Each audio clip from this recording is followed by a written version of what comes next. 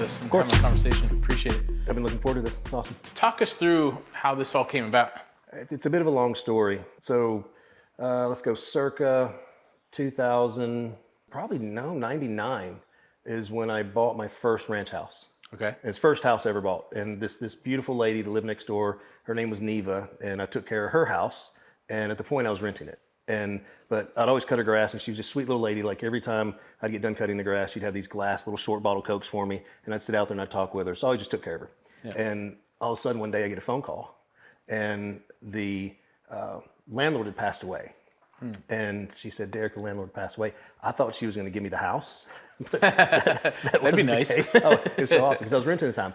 But ended up, he actually gave me a lilac plant that sat beside there, and he knew that Neva would sit out there and hang out. So fast forward a couple of years, I bought the house, and I couldn't afford the house. Yeah. Like it was only $400 a month, which is crazy, right? Yeah. But I couldn't afford the house, and I would literally sit there and just dream of all the things I wanted to do. I wanted a garage. I wanted this cool basement. I wanted to do all this stuff upstairs. So what really motivated me for this house is fast forward 25 years, and I was able to buy a ranch house, financially a little different, and I got to do all the things that I ever wanted to do.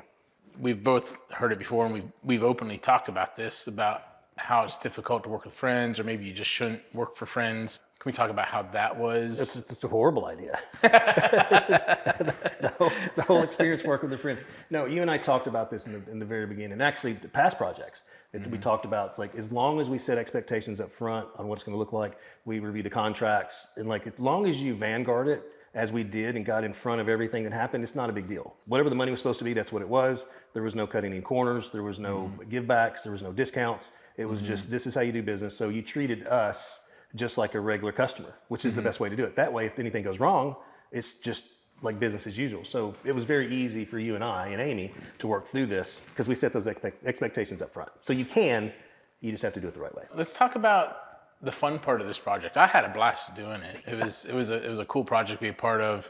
You know, getting to do a higher end garage build was super cool for us, and the vision that you had. How did you dream this up?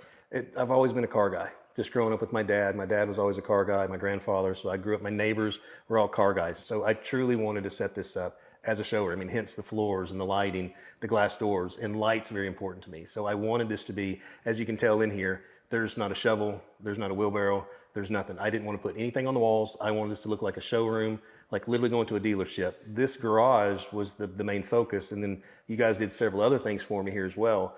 But it's interesting how this was the centerpiece, and as they always say it, and if anybody's listening to this, just make it bigger, because I wish I would have made it bigger, and we need to talk about adding 2 more bays over there. We do need to talk about that.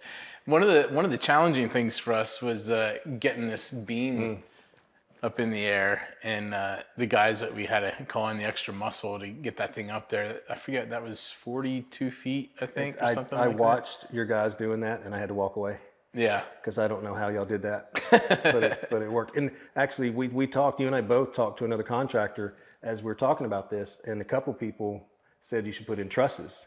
And if you did that, it wouldn't have the same appeal. Right. And I wanted that open, and how you guys wrapped it with this cedar. Another thing too for me is I wanted this to look very industrial. Like that was important. And I mean, you guys nailed it. Just the whole, I had a vision and you guys took it, and just, it was on steroids. And of course the big TV to watch having football. The TV, I mean, that was one of those things that was Jamie, my handler, and she mentioned that, and it was just like, I never thought about putting a TV out here. So it's fun to take the cars, park them out on the driveway, and literally sit here, and my boys will come out and watch football. Like I didn't see that part, and now this is just where I hang out. I say it all the time because the door behind me, because we did the man door. Yeah. And then I just knew that I wanted to see the landscape outside and needed more light. And people ask me when they come in, it's like, why did you put a door back there? It's like, that's of all this space, that's the one thing I probably like the most. But I love the idea of how we extended the primary suite out into the original footprint of the garage, turned that into a sitting room, and some cool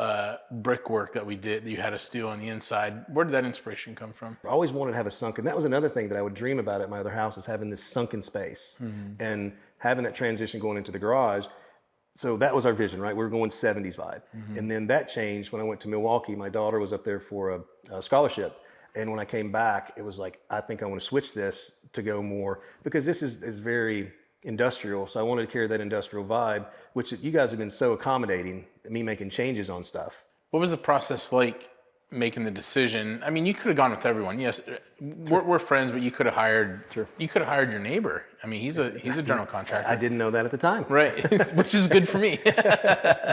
No, as a contractor, I mean, we're both contractors. And so I knew what to expect going through the process. I mean, I understand the hurdles, but everything. But initially hiring the contractor, it's tough on people to know who to call. And then you get the estimates, right? But then you don't know, like, what's it really going to cost? Is it going to be, less expensive on the front end, more on the back end? And it's overwhelming for an individual, even me as a contractor, to reach out. And that's why I chose you guys. I didn't want to go through the whole loop of having multiple contractors coming out, giving me estimates. And I knew you guys, I trusted you guys, so it made it easy. But also knowing the pricing. I mean, you have it on your website. I understand what things cost. We talked about, and you and I in the very beginning, it was very specific. What is this going to cost? And we had to go through what it cost. And then anything after that was going to be a change order. Our tagline is today's renovations with tomorrow in mind. And if I'm renovating your space, but not keeping integrity and honesty and transparency in the forefront, that's not going to serve me for the future of you or me. You know what I mean? So it's definitely something that we want to operate on a higher level than some of the other guys. You hear the terrible stories of taking that $13,000 deposit and then you never hear from the person again. What was it like when we made the agreement and you gave me that first substantial deposit? Well, I know where you live. It's true. And I know your wife well. Yeah. No, it just goes back to just that trust. I mean, I know you guys so well. And it's not just because I know you. You guys are so warm when you meet with people. It'd be very easy working with other clients. And they're gonna feel the trust right out of the gate. And you guys operate so professionally, uniforms, your trucks, and your contracts. I mean, it's a no-brainer. But you think about other contractors, they just pull up in the whatever vehicle, and they're just wearing their painter whites or just whatever, and it doesn't instill the trust. I mean, the brand, it's so important to have that brand, and then just like you guys, you follow your brand, you follow exactly what you do and your core values. So it's people pick up on that really easily. I mean, working with Orlando and Alex and Carlos, it was easy, and I could see them and how you guys would interact and then flow through it. And I mean, Amy, like taking care of stuff. It's kind of funny because now we have a group text because I figured out pretty quickly, making sure. Yeah. If Amy knows it, you're gonna know it. Yeah, that's right. So and then Amy coming over several times. I mean, she would literally come over here and clean up. I mean, she would grab a broom, she would pick up stuff and come on site. And just stop by and check on things, and it was a great interaction. So it's not just you guys, but just the whole network of Lisa and Adam and Amy and Carlos and Orlando and Alex and you and other subs. There were some other subs that came in, and you managing those subs was huge because definitely like the bricklayers and the masons when they came in, that's a whole different ballgame. And I've been through so many construction projects, and just all the people that you use was fantastic. Yeah. I mean, you guys nailed it.